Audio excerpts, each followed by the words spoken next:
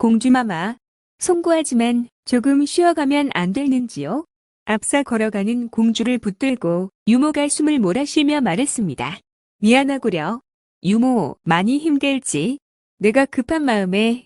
아니옵니다. 마마, 기력이 다해 괜히 마마께 폐를 끼쳐드려서 그저 손 구할 따름입니다. 공주는 그렇게 말하는 유모의 손을 잡고 근처 바위에 기대어 앉았습니다. 그러나 저러나 이렇게 행선지도 없이 마냥 걸어갈 수는 없는 노릇인데. 마마, 잠시만 기다리시면 제가 어디 묵을 곳을 찾아보겠습니다. 공주와 유모는 서로의 얼굴을 지근하게 쳐다보며 잠시 말을 잊었습니다. 하늘은 바야흐로 진달래빛 고운 색깔로 물들어가고 있었지만 두 사람의 마음속에선 처연하고 쓸쓸한 생각이 진달래 꽃잎처럼 하염없이 지고 있었습니다. 그때 마침 지게를 지고 산에서 내려오던 젊은이가 두 사람을 발견하고는 잠시 머뭇거리다가 가까이 다가왔습니다.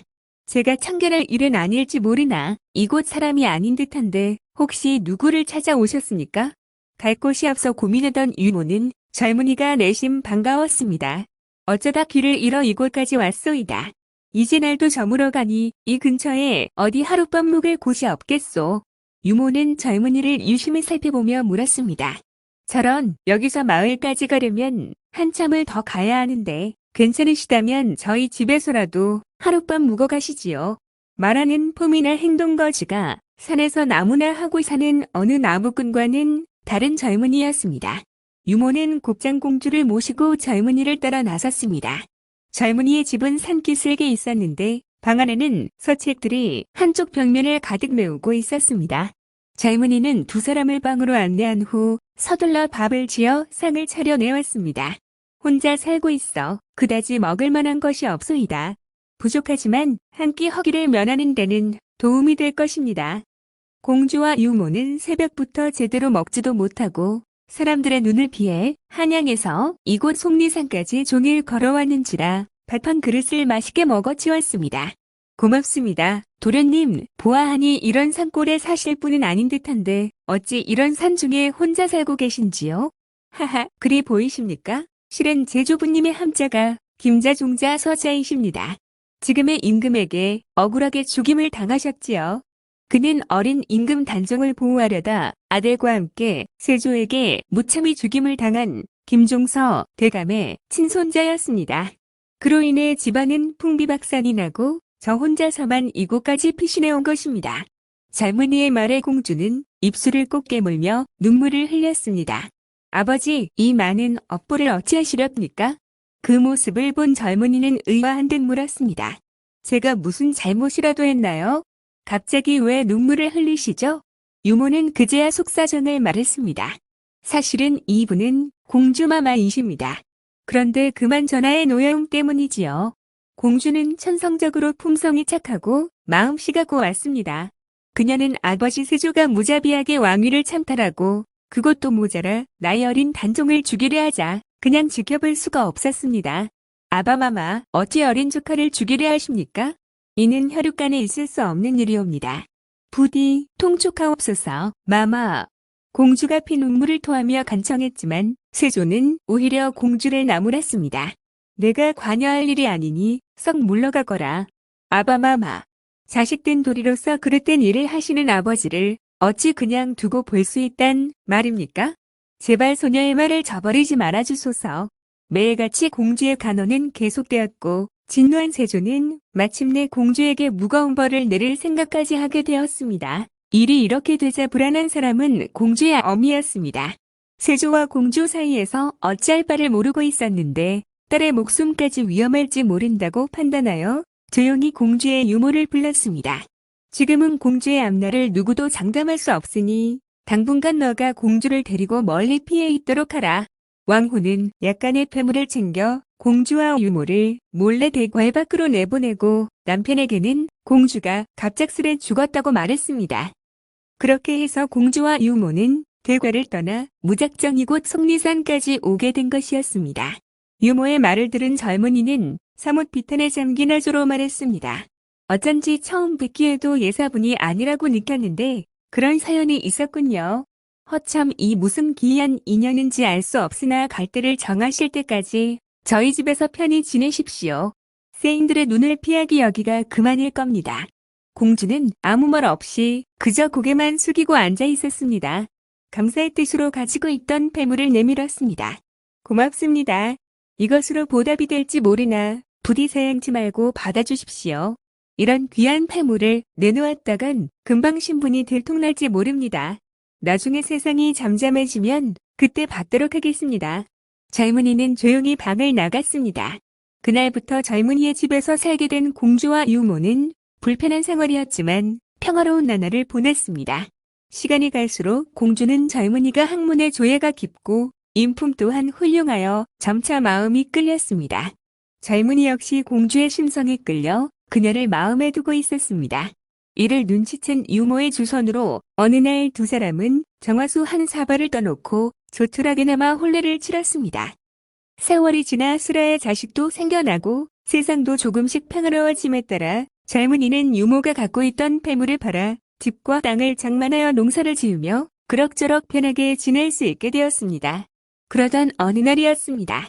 마님, 큰일 났습니다. 유모가 성급히 대문 안으로 뛰어들어오며 소리쳤습니다.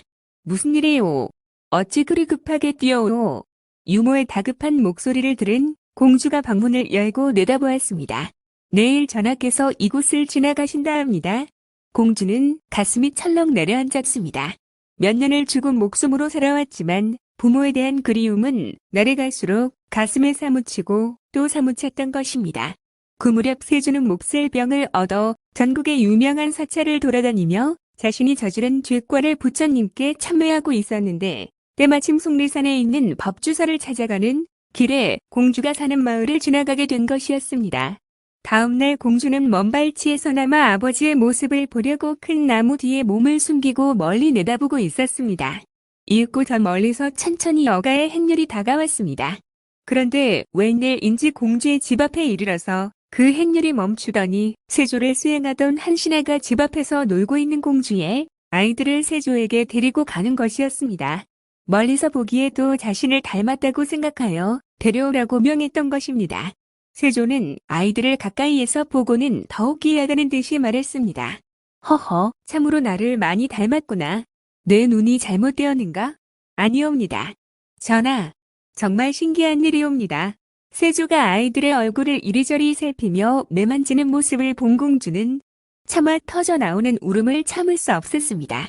흑흑, 갑작스러운 울음소리에 세조는 두리번거리며 신하에게 물었습니다. 이게 웬 울음소리인고? 신하도 영문을 몰라 주위를 살피는데 공주의 아이들 중 큰 나이가 대답했습니다. 우리 어머니의 울음소리입니다. 내 어머니의 울음소리라고? 문득 이상한 생각이 든 세조가 아이들의 집 앞으로 갔습니다. 무슨 연유로 그리 우느냐? 세조는 집 앞에 엎드려 서럽게 우는 공주에게 물었습니다.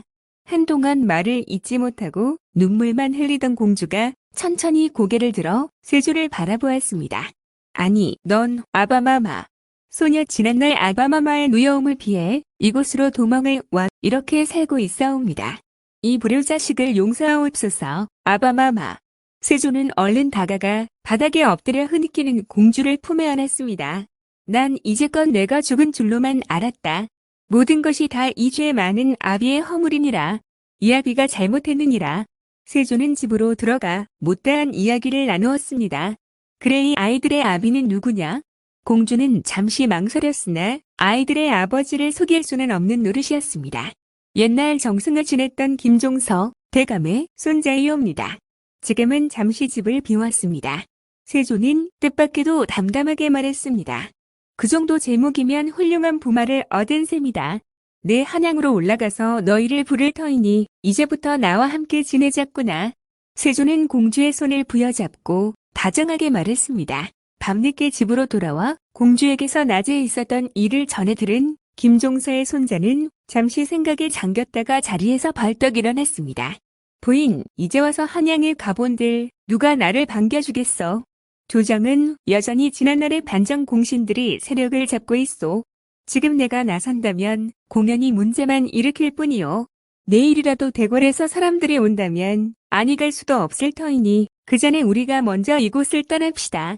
세상의 일이란 어느 누구도 앞날을 장담할 수 없다는 것을 잘 알고 있는 공주였기에 조용히 남편을 따라 짐을 꾸리기 시작했습니다. 다음날 이른 새벽, 공주는 남편을 따라 아이들과 함께 먼 길을 떠났습니다. 그 뒤 세조는 공주 부부를 찾기 위하여 신하들을 보냈으나 찾을 수가 없었습니다. 지금까지 세조 막내딸에 대한 야담이었습니다. 시청해주셔서 감사합니다.